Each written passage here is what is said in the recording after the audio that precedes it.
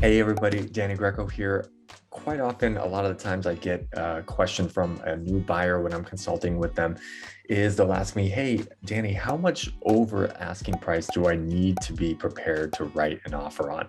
And that's a difficult question to answer, of course, because it really depends case by case on where each home of interest is priced at in relation to its market value. So we know that there's the listing price, but the market value can be above that or below that depending on where that home is priced at. And so it's really tough to answer that from a general perspective.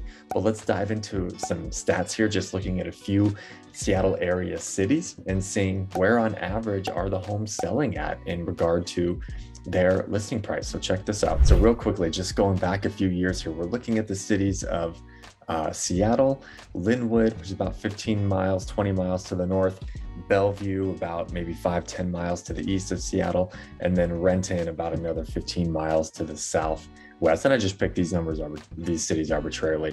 But you can see, for the most part, heading into 2021, everyone was pretty much on the same side here when we were looking at values, and then things just exploded in 2021. But notice how relative to Seattle, all these other cities just really kind of blew up. So and that really kind of accelerated here into 2022. So as we ended March 2022, if I'm getting that question from a buyer, I can say, well, single family homes in Seattle, you were paying a 9% premium over list price. Linwood 15.4, Bellevue 15.3, Renton 15.7. I mean, these are crazy, crazy, crazy numbers, right?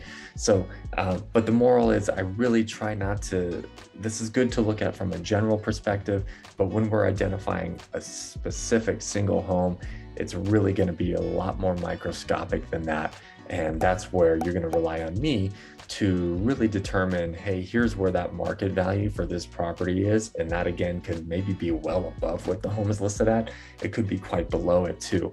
But these are good to look at from a general perspective, but not going to tell you from a single home perspective where to target your offer there. That's where you want to rely on the help from your buyer's broker on. So hopefully that helps, and something interesting to monitor too as we get deeper into 2022.